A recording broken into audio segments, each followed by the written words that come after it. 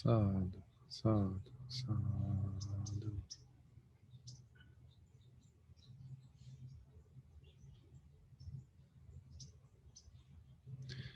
Being born as a human being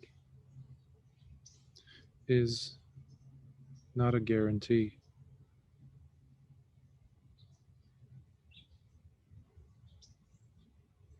We cannot take it for granted, the fact that we're human and that this is how things are going to be from now on.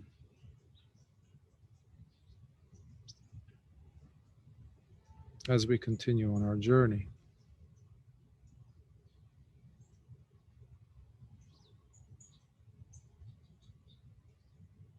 There are requirements. There are factors that are necessary for them to be there in order for a being to be reborn as a human. These are the 5 precepts. They're absolutely essential. One may have done wonderful things. One may have given so much, offered so much.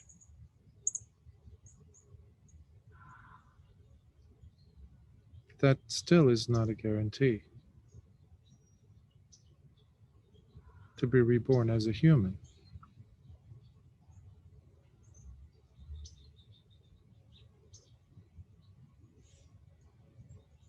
Often we neglect to consider how valuable this existence is for us to be human.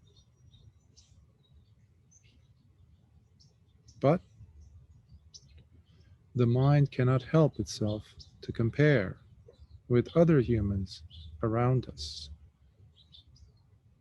It glances over and looks at a population of this planet of human beings, of nearly 8 billion of us.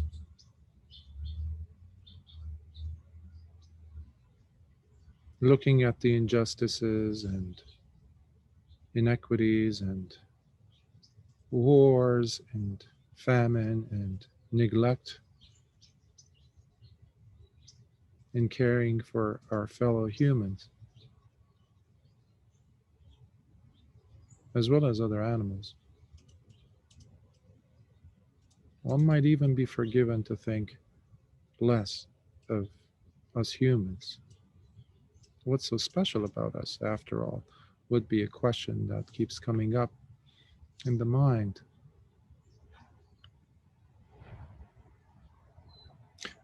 Which nowadays also drives us to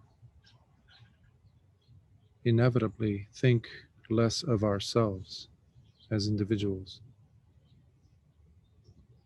as being part of these species on this planet.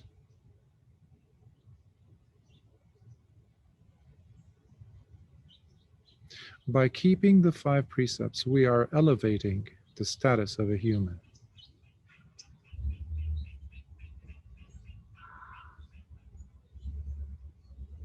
It's a critical step forward towards nobility. Hence the Buddha's insistence on it.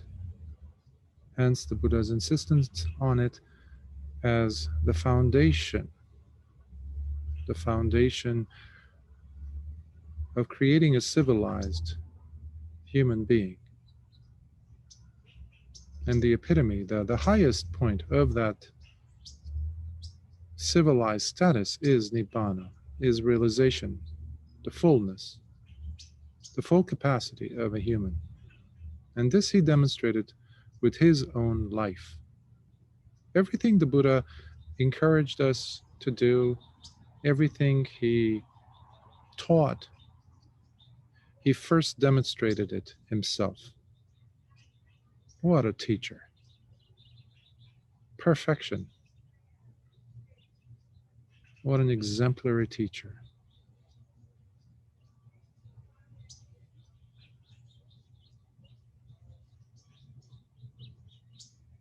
We keep talking about the three defilements in the teachings and how detrimental they are to the progress, to life. Another reason for us to kind of be discouraged about the human race, because there is greed, there is hatred, there is delusion.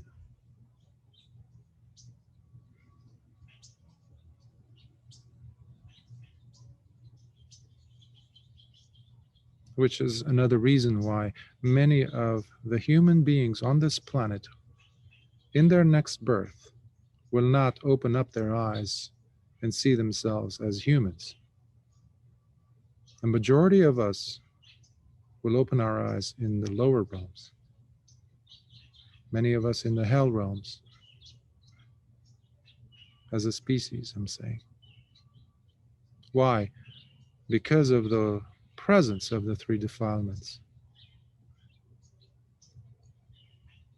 Greed that is justified. Hatred and anger that is justified.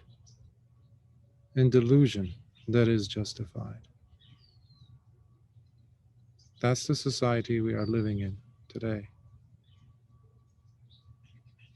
But the three defilements, the kilesas, they do have their antidotes. That's what the Buddha taught. For greed or attachment, we have dana, which is generosity. Opening up and not being afraid to share what we have, whether it's our time, our knowledge of something, our skill set, our time and energy in dedicating, perhaps physical activity, being generous with our abilities to help someone else who needs and who's lacking the strength to do something, perhaps. And of course, the financial, the material part.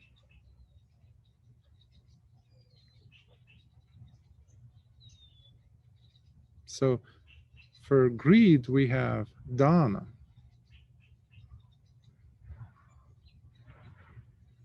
For hatred and anger, we have metta. So in that sense, metta is not something stationary. Metta is not something that we do while we sit. Metta has everything to do with our species, and not just our species, but existence. And metta is very closely related with dana. That's why sometimes students are surprised when I mention the importance of dana. And some students do not progress beyond a certain point if they have greed. Even if they're doing metta, even if they've experienced some jhanas, they will not progress unless they have brought in them, allowed the flowering within them of dana, and enjoyed it. That's the crucial part. It's not a have-to thing. It's not a business mentality, like if I do this, I'll get that. It's not a tit for tat. So metta absolutely requires the presence of dana that is heartfelt, that is blossoming, that is flowing out like a waterfall, generously.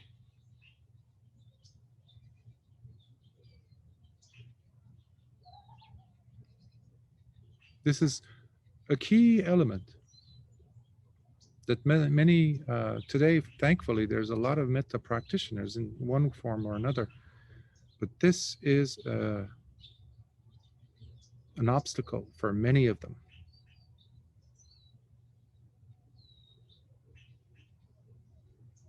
So for hatred or anger, we have the antidote of metta. Earlier, we said how for greed, the antidote is dana. And for delusion or moha, we have the antidote of panya, or wisdom, discernment.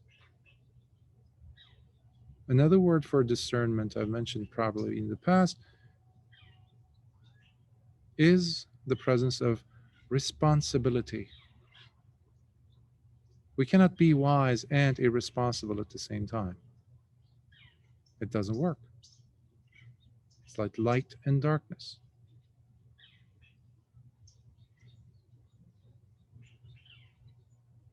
It has a certain level of maturity, owning up, ownership of our behavior, not physically necessarily only, or our speech only, but especially of the mind. This distinguished the Buddha's path from his contemporaries. He was the only one who said, wait, what is the intentionality? What is the intention? What is the mind's position? What is the stance of the mind? The outside isn't that important. If it is not in coherence with what's happening in the mind. So a person, coming back to metta and dana, a person might be exhibiting in an outward fashion, visibly, some signage or behaviors that might make us feel that, oh, they're full of metta, but the mind is not there, connected with that. Its intention is something totally different, which is again, takes us back to the lack of dana in the mind. It all starts in the mind. So even the generous act, the physical, behaviorally active showing of, see, I just gave $100. See, I just gave $1 million to this or that cause or whatever.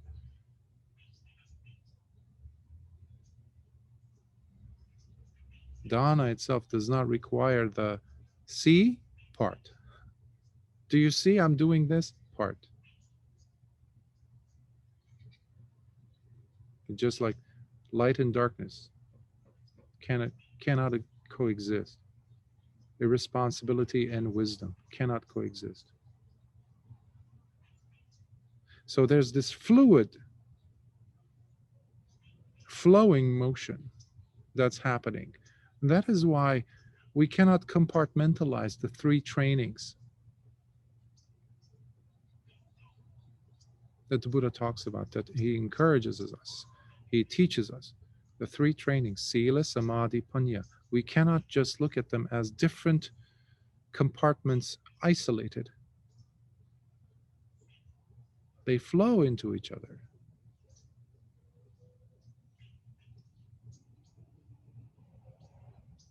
And the practice of these three trainings takes us to an elevated status as human beings.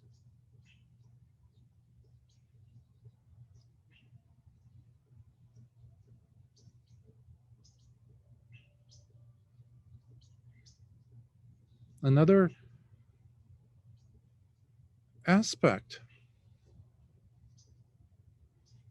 talking about flowing and the flow,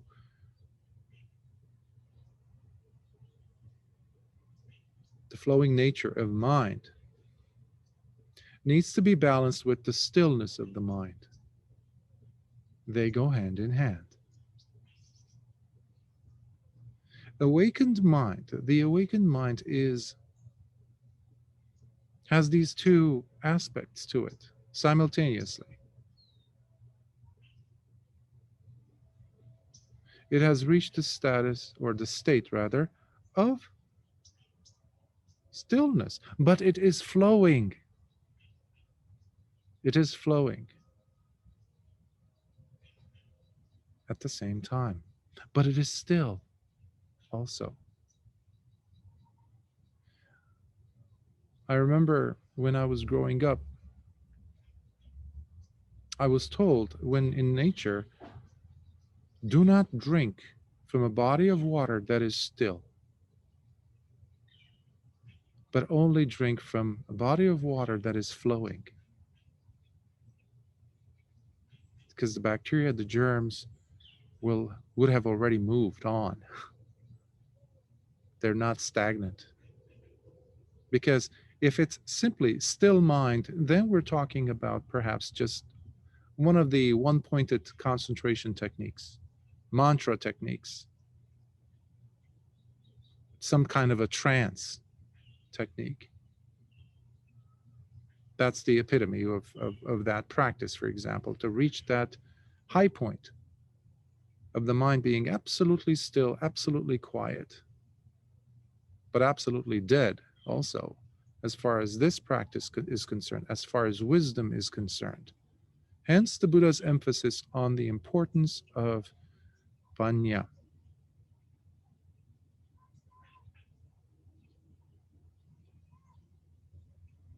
When you experience the seventh jhana, for example, or the eighth jhana, realm of nothingness, or the realm of neither perception or non-perception,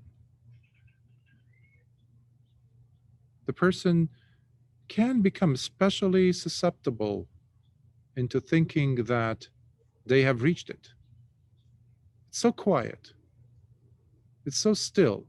Ah, this is Nibbana. Oh, it feels so good. Ooh, there's nothing.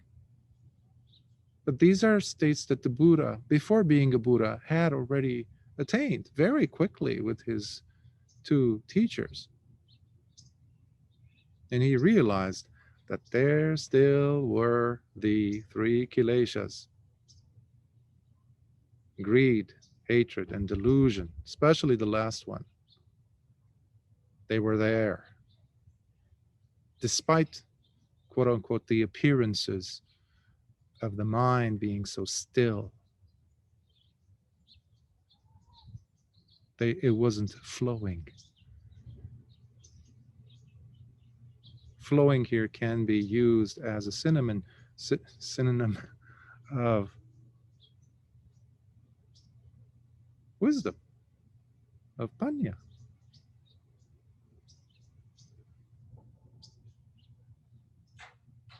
That's why the teaching of the Buddha always flowed, and it always was morphed into however the question appeared from the listener. For 45 years, people approached the Buddha in different ways, with different concerns, different contexts. And he always, just like water, took the shape of whatever receptacle that was provided. And that's another reason why the Buddha called his teaching having a single flavor, single taste, just like the taste of the ocean, of the seas. Whichever seashore you go to, whether you're in Iceland, Greenland, Fiji, Antarctica, Italy, doesn't matter. It's always going to have the same flavor, and that is the flavor of salt. And that is the wisdom that is present in all of the different teachings that the Buddha gave, which are not different at all. Because the teachings allow us to experience the mind becoming both still and flowing at the same time. But they must be anchored on dana, metta, and panya, the three antidotes to the kilesas.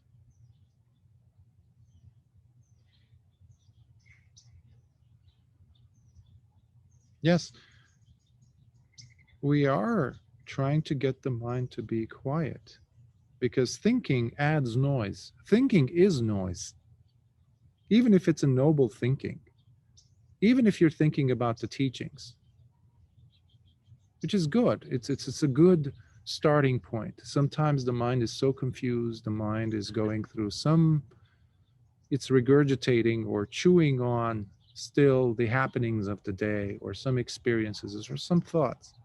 That's okay. We need to address them with the teachings. Very well. But we don't spend the whole meditation period doing that. It's just temporary. Once you get uh, yourself in the right alignment, you prepare the mind to go in to the practice. But we do not engage in thinking. You know, the two factors, vitakka, vichara, thinking and pondering, they occur up until the first jhana. But as long as the mind is still engaging in some form of thinking and pondering, we will not proceed beyond the first jhana. We're stuck.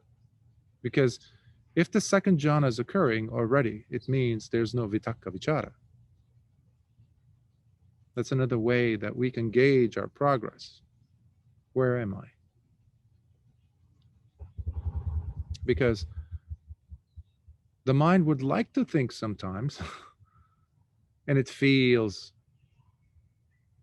like pressure. It feels like an extra burden that you just placed upon your shoulders as you're climbing up a steep hill. It even becomes painful to think,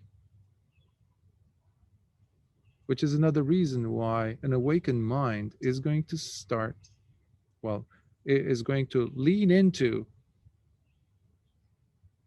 experiencing the mind without those extra burdens. Even a single thought that might come up every once in a while is like a thorn on the side. Feels uncomfortable.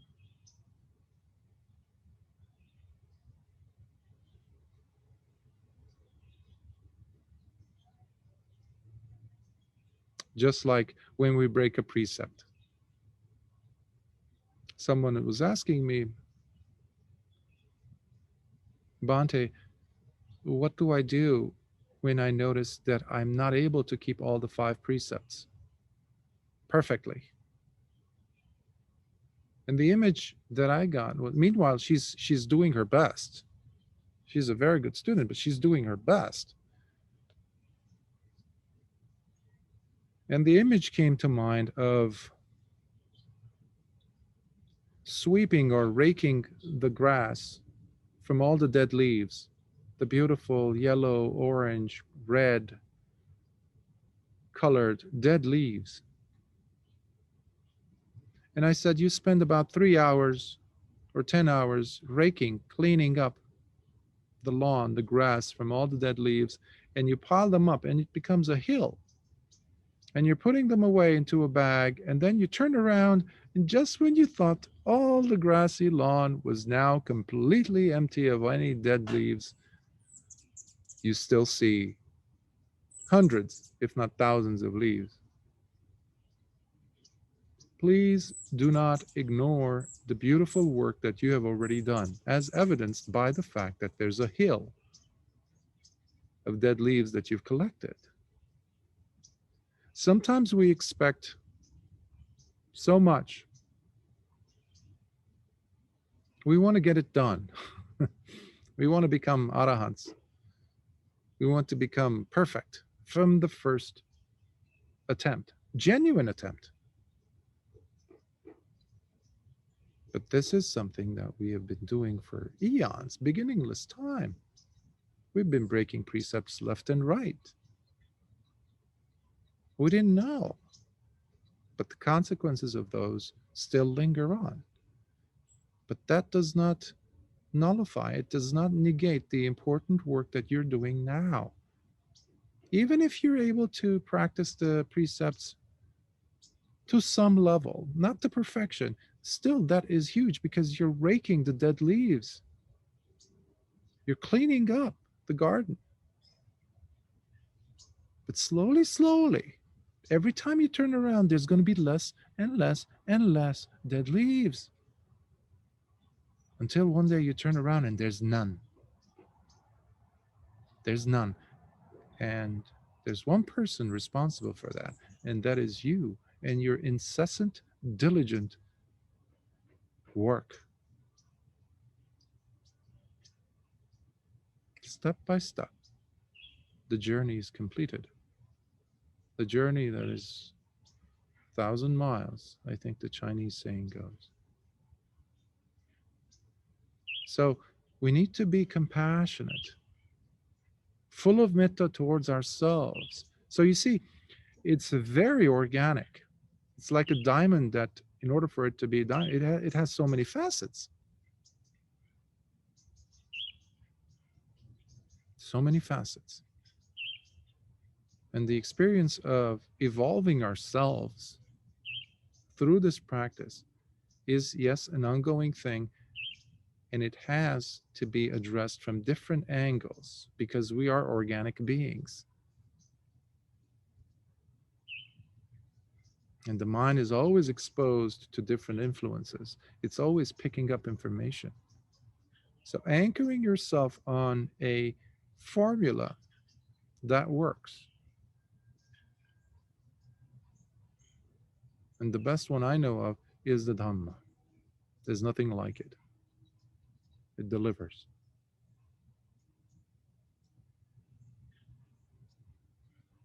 Using from the teachings what was mentioned today about the three antidotes to kilesas can do wonders for the mind. To address greed, let's bring in dana, generosity. To address hatred and anger, let's bring in metta, dynamic form of metta. It's in movement, it's action based. Metta is action based. It starts with the mind. And then to address the delusion or moha, we start with wisdom, panya. And so long as the human being in this life is living according to these, there's no way you're going to be able to break the five precepts. It's impossible for the person to be reborn once they have attained the first level of awakening, sotapanna. It's impossible.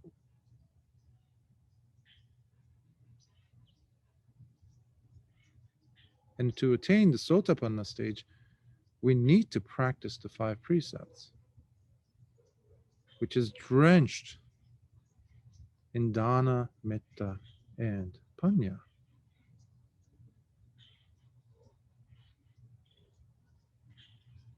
And that is my encouragement to you, to at the very least attain sotapanna stage. This is a message that comes to us from Lord Buddha himself. When he was asked, "What is it, Lord, that you want for us?" His answer was, to at least get the sotapanna stage. He almost was like begging his students to get to that stage, because that way you can guarantee, because we don't know how, it's enormous, it's beginningless time we're talking about, where we have harmed, we've killed, we've decapitated, we've tortured, we've stolen, we've betrayed, we've cheated. It's amazingly huge, the mountain of negativity that we have to respond to as consequence.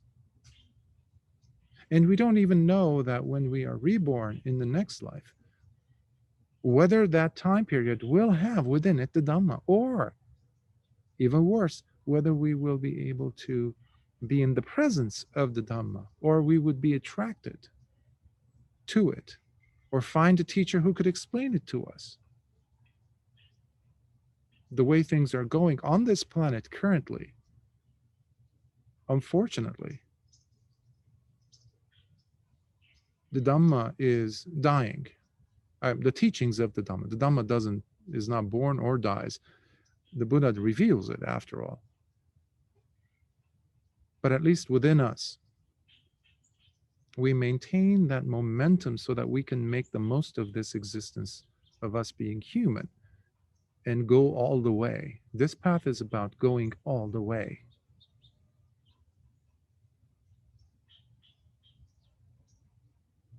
But becoming a sotapanna is not a bad deal after all. So that's my encouragement for you today, and I'll open for any questions, comments, thoughts, critiques you might have.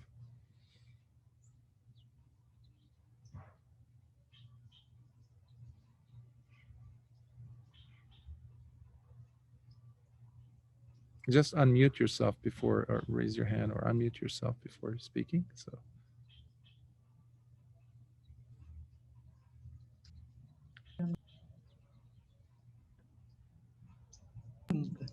Yes. Bhante, this is Lilith. Yeah, I would like to for you to elaborate more on panya in a sense of more how to practice it. Not practice it, but it's a very stupid question. But how to recognize that the responsibility that you have is not because of your greed of having something, because sometimes these two things come together, delusion and greed, they work together. And in everyday life, in our work, in our relationships with different people, with our families, sometimes this responsibility is like a stone on your neck for some people. And of course, with these very hard examples, it's very easy to understand. But on different stages of our practicing metta, you can, I myself can see some responsibilities that I feel, but I'm not sure if it is panya or something else. This is the thing that sometimes makes me. Could you give an example of those responsibilities? For example, okay. For example, on my stage of practicing metta, I sometimes can see when I'm talking to some person, I can see that this person thinks in wrong way, do something wrong in a sense that it makes him or her suffering more. And I want to help, but I feel this responsibility to share this thing that I know, for example, but sometimes there is some resistance. Or what is it? What is that resistance? Maybe I'm not. What is that resistance? Resistance from this person. Resistance when I don't know how it comes, but sometimes it comes maybe in a form of giving this from my side, or sometimes it comes because this person is not ready. Like you are talking something abnormal for him, her. Like, what is this? Like you are talking Chinese for this person, and it's very hard for me to decide, is this the time or it's not? And I understand that this is the panya that probably I don't have. That's why I want to understand how to.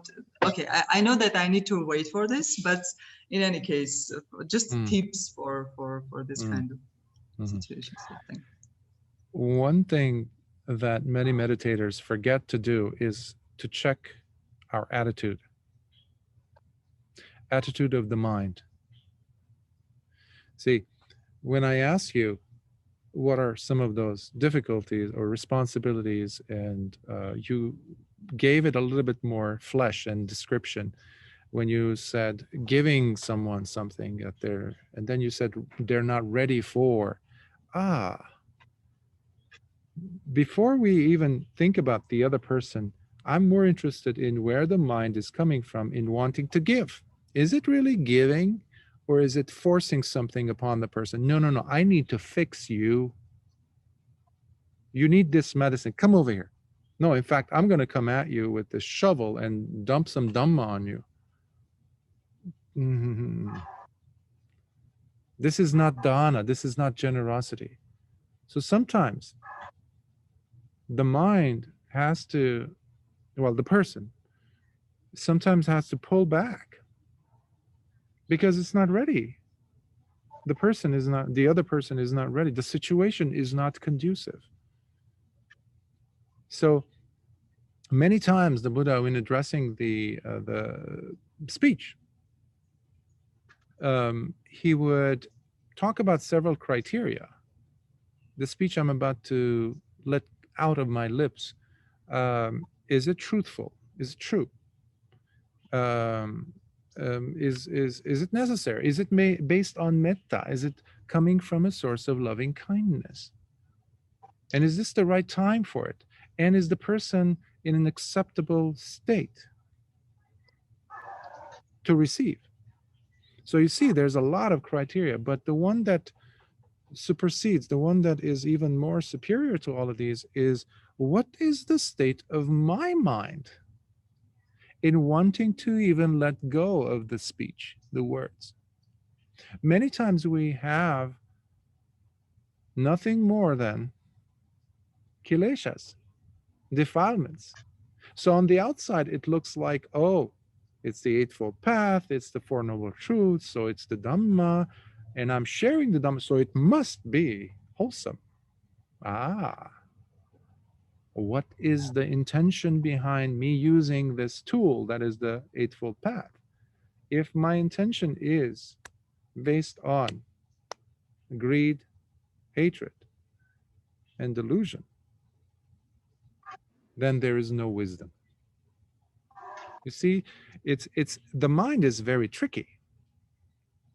The mind, as we all discover day by day, it's very tricky. But first of all, always ask, where am I coming from with this intention? Where am I coming from with this desire to say these words, to do this, to give this person this cup of water? So the intention is very important. And this is where we can connect with harmonious view. Samadhi, the very, very first of the Eightfold Path. That's why the Buddha always went to that. Do I have the right view in doing this, in saying this, in thinking this? Meaning, what is my attitude? What is the real source of this? So for that reason, we need to check. And another way to realize this is also what is happening in the body. This is very interesting, because if it is connected to any of the kilesas, any of the defilements, guess what happens in the body? There's tightness. There's tightness in the brain. There's tightness somewhere in the body, because the person has relinquished already the stillness of mind. Meanwhile, you're talking about stillness to the other person. You're talking about the Dhamma, but you're in a havoc, you're in a turmoil. The mind is very agitated. Meanwhile, you're talking about non-agitation and trying to get the other person to be calm. Meanwhile, the mind, your mind, is completely messed up. And the body is tight, coiled. Maybe the gut, right underneath the ribs, for example, or the sides of the temples, they're tight. Or your hands are going like this, which is needed for us to go back to sati and sampajanya. Is there clear comprehension? Is there awareness, mindfulness? Because the mindful mind, the mindful person, immediately will notice, okay, what's happening to my body? Forget about the other person. What's happening to me? Oh, I stopped breathing for half a minute. Whoa. Which is another sign that the defilements are there. And if the defilements are there, there's no wisdom. So I hope that answers your question. Okay, I'm glad. Yeah, thank you very much. Mm-hmm. Yes, Russell. Yeah, thank you, Bhante. Do you think it's possible that sometimes, people's intentions just might be misunderstood, or it's that it's a matter of cultural translation? So, like when you gave us the example of the monkey earlier with the stealing with the stones, I think that even if you're not a Buddhist or if you're not really into say this type of thing, you could still understand the story of the animal and the pebbles. So it seems that, like some of the Buddhist in the Dhammapada and other things, I haven't read so much, and also in other, Aesop's fables or whatever. I mean, there's many metaphorical and story ways of getting the point across without saying, okay, as you said, I'm going to dump some Dhamma on you. So instead of doing that, you say, okay, now what did you do today? Oh, I was, shoveling leaves. Or have you been to the zoo? And, you just use very ordinary stories and things which people could relate to, even if they cannot relate to Buddhism or the Dhamma firsthand. And then that's a way of kind of getting into, into the intentions, into certain kind of, not morality, but the kind of message, I guess. So rather than doing it directly, one can actually use the methods of storytellers and tell a story. And then people will be interested in the story and start thinking about it and thinking about the implications of the story without this sort of dumping the Dhamma. And then later on, step by step, then they say, well, that's an interesting story. I like to find out more about, I've never heard it exactly explained this way before. And then it, there's this kind of progression from simple story to maybe inner story. So anyway, that's how I would, if I was, I have a lot of friends who aren't Buddhists. And if I want to kind of like explain certain things, I'm not going to necessarily talk about Buddhism or anything. I would use a story. Anyway, that's my. Absolutely. Thank you for that. And the Buddha was known as the person who, another reason why I love the Buddha so much, the teaching method of the Buddha is him using so many similes. And if people would say, oh, Buddhism is the path of similes or usage of similes to deliver something really deep, that would be a fair statement, in my opinion. Absolutely. So many people would not be adamant or ready to receive the Dhamma. They might run away, but they cannot deny the truth or the factual aspect of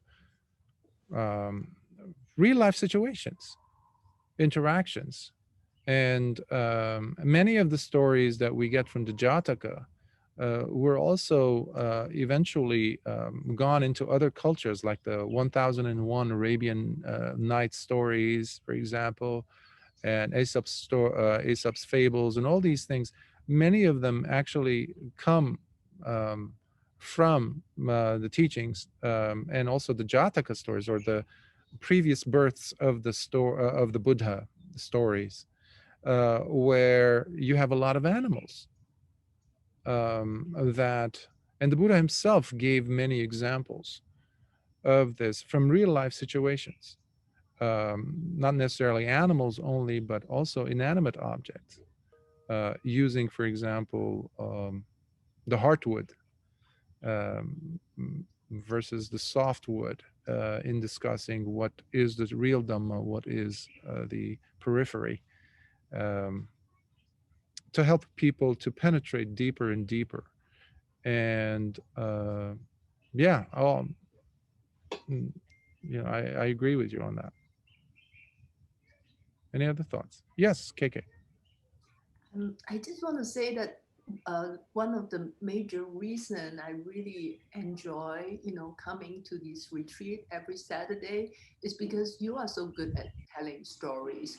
So I just remember, some of the best lessons I learned is from you telling the story of the two persons in the boat. You know, one is ignorant, but the one boy has all the degree, and then you're talking about your own story of your mother asking you to go away when she was very sick and not recognizing you. And then today the penguin story I think was lovely. So I just want to support Russell's point, but also just want to thank you for your many great stories that really help us. Thank you. I'm glad they're being useful. Yes.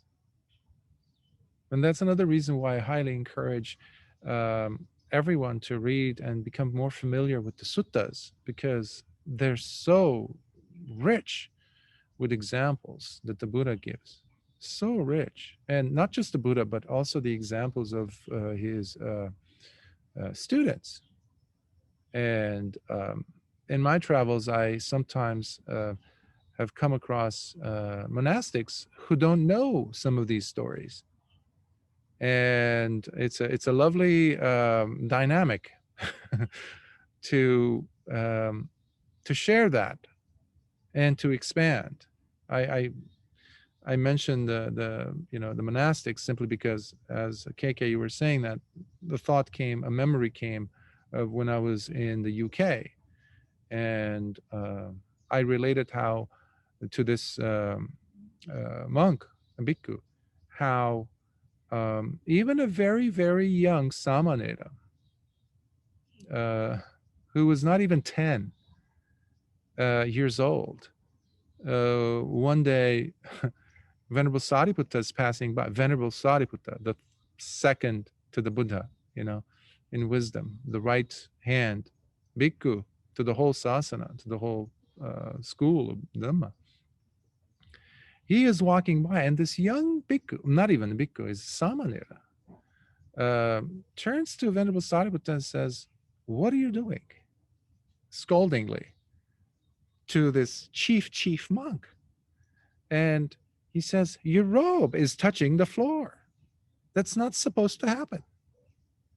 And immediately, Venerable Sariputta, he was so humble, living the Dhamma. He was the Dhamma, in a sense. And he immediately looks at his robes, fixes it, rearranges it, and then puts his hands in Anjali, which as a bhikkhu we don't do. We only do to other bhikkhus. But he does that to this novice monk. And he says, "Thank you, teacher." That has stuck with me for years.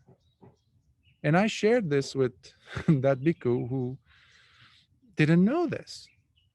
I don't know if it made any impact on them, but it really has made an impact on me, given the humility that Venerable Sariputta was the embodiment of throughout his life, after becoming an arahant especially. So these stories are very much, they're everywhere in the suttas.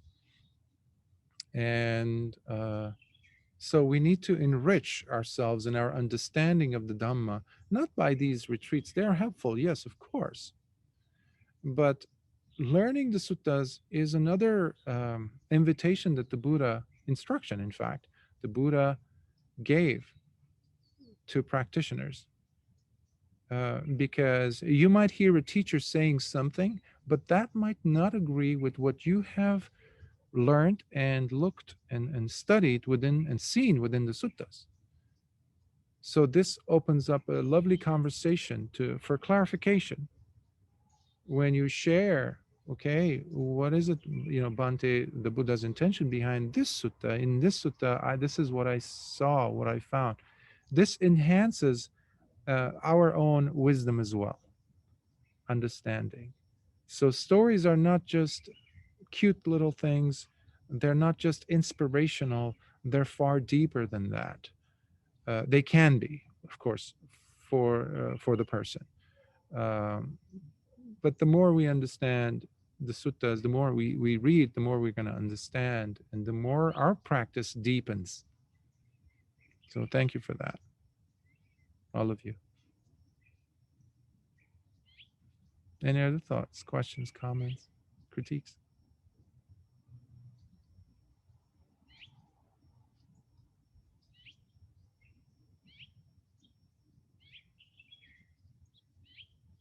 The image of the mind that is still and flowing at the same time is one that Ajahn Chah from the Thai forest tradition would also use. But the Buddha uses another image, another simile of he used the water a lot. He used the river a lot. Earlier I was talking about the ocean, the flavor of the salt. It's everywhere. But he mentions somewhere, I think it's in the Dhammapada, of how water that is flowing, that is noisy, doesn't mean that it's deep. Meanwhile, a deep, deep river flows silently, almost in stillness. This is also the way I have understood it, is a description of an arahant.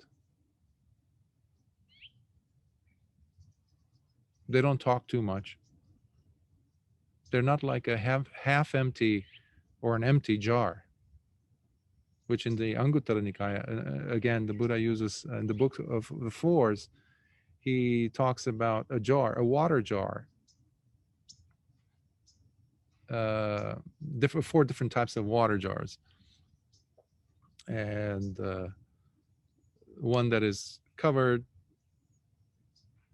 and empty, the other one that is uncovered, the lid off, and full, the one that, so he has these four, and then he talks about the arahant. He's full, and depending on what kind of arahant you're talking about, the lid is off, especially when they're teaching. But when, either way, when you tap on the clay, when you tap on the jar, if it's deep, it won't make that deep of that much of an echo, that much of a noise, in fact.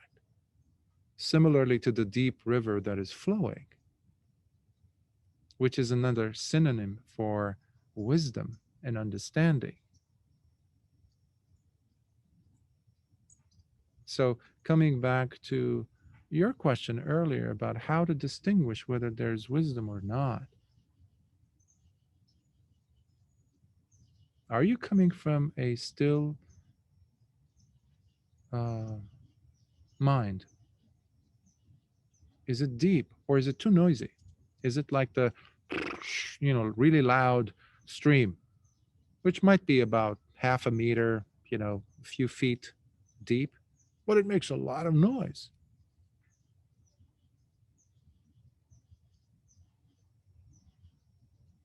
Or is it a mind that is still, that is quiet?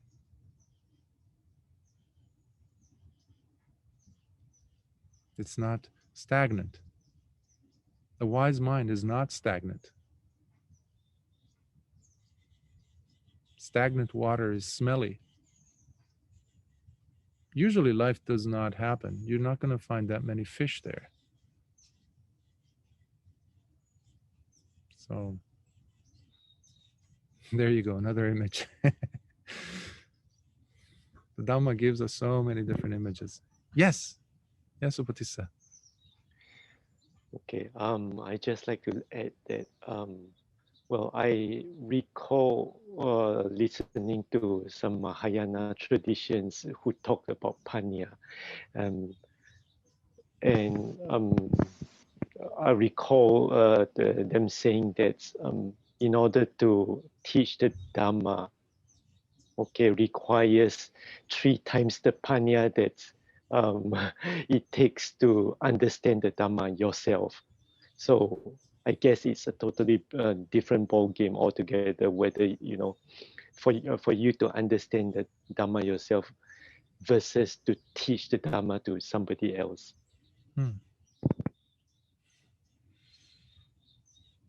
Depending on the context, I would say. always, depending on the context. Um, of course, that has its valid validity, I would say, such a statement. But again, in teaching, depending on, is it coming from an armchair philosopher's position, or is it coming from a place where the person is really living the Dhamma, really they are experiencing every nuance of it? Because, or is it coming from an ego place, which necessitates that the person put always extra attention on the quality of their own mind, which I believe has to be continuous, especially when we teach the Dhamma. Many of the paramis, if not all, have to be there, the perfections, within the person when they're teaching the Dhamma, which necessitates a lot of energy to be spent. Is there selflessness in the teacher, for example? I've had some students in the past who came to me and with very limited experience, limited understanding, they expressed to me how they really want to become teachers and become teachers pretty fast also. Well, that's dangerous. Today we're living in a world where everyone wants to be an influencer. I didn't know that there is such a term, but a few years ago it came to my purview. I was like, wow, what is that? Everyone wants to become an influencer, whether it's YouTube, Instagram, or in the Dhamma. That's dangerous for me. If the person hasn't done or is not doing the necessary work by first and foremost taking that advice from the Mahayana tradition, looking at oneself in the mirror, because it's all about the person, oneself. What is my attitude in wanting to become a teacher in the first place? Do I want to add something on myself? Do I want to feel good that I am instructing others? In both cases, actually, there's no Dhamma. Is there a need for me to heal someone? Am I openly sharing generously what I have experienced, perhaps, or what I have heard from a teacher generously? Or am I giving with both hands open, like the Buddha would tell himself when he taught? He said, he opened his hands, both of them wide, and he said, look, I have not kept anything. There's no secret esoteric teaching in this Dhamma and discipline. So there is, coming back to the fact of responsibility, there is tremendous responsibility on the person who is sharing Dhamma. You don't have to be a teacher per se. If we're sharing Dhamma, even at a bus stop, we need to be cautious, careful, not to misrepresent Lord Buddha, not to misrepresent the Dhamma, not to misrepresent the noble disciples, the Sangha. This is absolutely necessary. So you're no longer there teaching using this person as a point of reference. You're actually trying to be the mouthpiece as a tunnel to allow it to come out as in a pristine way as possible. So yes, that requires diligent effort on the part of the person to be exceedingly careful, cautious as to, are they representing the Dhamma in a proper way? And checking one's attitude is extremely important. Thank you for that addition, Upatissa. I always appreciate your valuable input.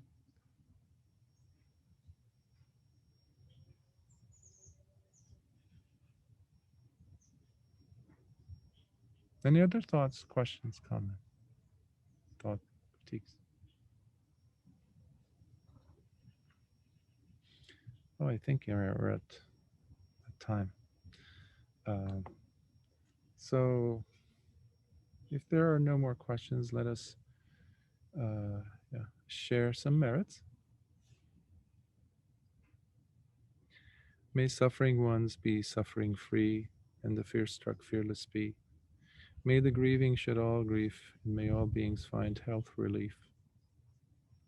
May all beings share in these merits that we have thus acquired for the acquisition and achievement of all kinds of wholesome happiness. May beings inhabiting space and earth, and devas and nagas of mighty power share in these merits. May they long protect the Buddha's dispensation. Sad, sad, sad.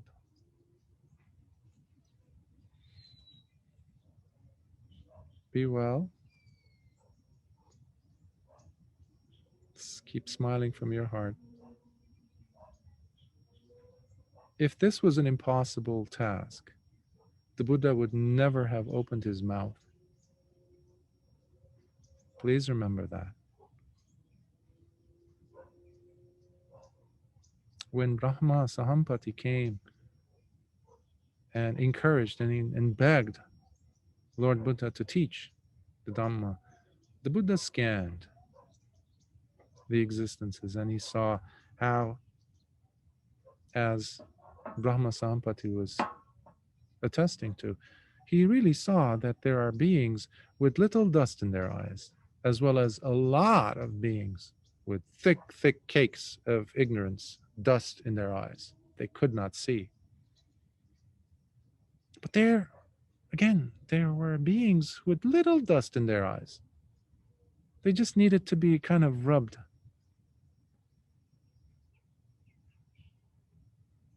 And they would become arahants. They would see the Dhamma. They would have the vision. They would have the eye of Dhamma open. And that is why he taught.